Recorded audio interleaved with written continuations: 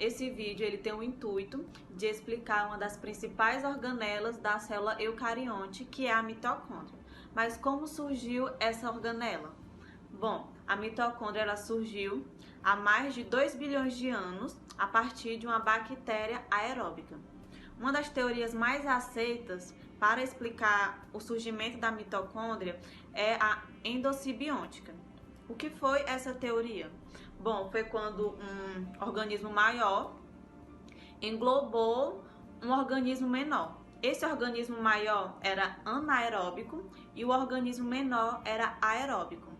Esse organismo menor, ao ser englobado, ele foi bem favorecido com proteção, alimentação e abrigo.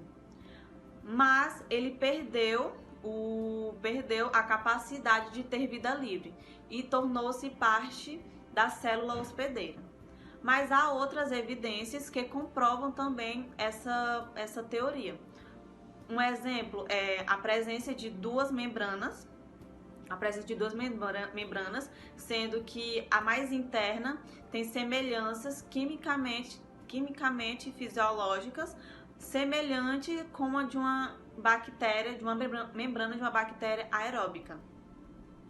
Outra evidência é a presença de ribossomos e DNA próprio, e o tamanho delas eram semelhantes. As mitocôndrias são organelas presentes exclusivamente nas células eucarióticas. Essas células são caracterizadas por terem seu material genético envolto por uma membrana nuclear. Elas também possuem um formato ou esférico ou alongado, mas enquanto ao tamanho, a quantidade e a distribuição, elas variam do tipo de funcionalidade daquela célula. Se for uma célula de proteção ou uma célula de tecido ósseo, varia a forma das mitocôndrias. As mitocôndrias têm como principal característica a respiração celular, que por meio desse processo ela produz muito ATP, que é considerado a moeda energética da célula, que é através dela que a célula faz suas atividades e funções. Mas também elas são caracterizadas pela síntese de proteínas. Nas células eucariontes, o número de mitocôndrias varia muito de acordo com a função da célula, mas é normalmente encontrado cerca de centenas de mitocôndrias presentes na célula. O número varia muito com a atividade metabólica. Quanto maior for a atividade metabólica daquela célula, maior vai ser o número de mitocôndrias presentes nela. No citoplasma, as mitocôndrias se localizam no lugar onde tem mais gasto de energia, já que elas são responsáveis pela produção do ATP, que é a moeda energética daquela célula. As mitocôndrias também são capazes de se fundir e de se dividir por fissão binária, como os organismos procariontes. E o DNA presente nelas é exclusivamente de origem materna. E também as mitocôndrias são responsáveis pelo processo de morte celular por apoptose. Elas também são consideradas como arbitrárias, decidindo se aquela ação vai continuar ou vai ser retardada, dando a elas um papel importantíssimo na célula. Eu falo sobre a função da mitocôndria. A principal função da mitocôndria é a respiração celular, processo do qual os organismos obtêm energia para poder realizar suas determinadas funções. A respiração celular ela é dividida em 3 etapas: a glicólise, ciclo de Krebs e a cadeia respiratória. A glicólise ela ocorre fora da mitocôndria.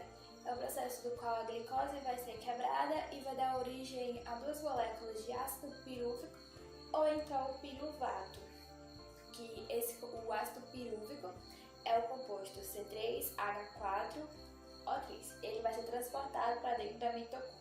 Quando chegar dentro da mitocôndria, ele vai perder hidrogênio e perder o gás carbônico. O hidrogênio ele vai se ligar ao NAD, formando NADH. Quando ele perder o hidrogênio e o gás carbônico, ele vai formar o composto 2C. Esse composto 2C, o acetil, vai se ligar com a enzima A, formando acetilcoenzima A. O acetilcoenzima A vai se ligar ao composto de 4 carbonos. Aí que começa o ciclo de Krebs em si. O composto 4C se liga ao acetilcoenzima A, perde a coenzima origem ao citato, que é o composto 4Cs, 4 carbono, mais o acetil, que é o composto com 2 carbonos, dando origem ao citato, que é o composto com 6 carbonos. Esse citato, ele vai perder hidrogênio, perder gás carbônico, formando o composto 5C. Esse composto 5C vai perder novamente hidrogênio e gás carbônico, formando o composto 4C. Esse composto 4C ainda não é o do início do ciclo.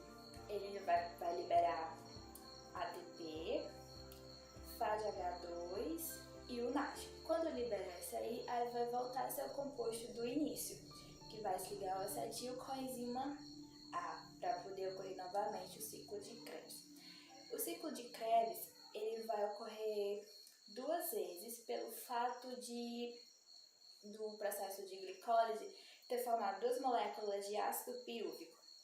Quando terminar todo esse ciclo, vamos ter um saldo de 10 NAD, 2 FAD e 6 ATP. Bem, resumindo, a mitocôndria é uma organela essencial para a célula, pois, como já foi falado anteriormente, ela gera uma grande quantidade de energia no seu processo de respiração celular, onde a grande quantidade de ATP é gerada. O ATP, como também já foi dito, é a moeda de energia da célula, ou seja, uma grande quantidade de energia é fornecida para a célula para que ela realize seus processos metabólicos, deixando a mitocôndria conhecida também como casa de força da célula, por conta dessa energia que ela gera no processo de respiração celular. Ela também participa do processo de morte da célula por apoptose. O que seria essa morte por apoptose? É um processo de morte programada por expressões genéticas ou fatores externos, onde a célula ela vai praticamente cometer um suicídio.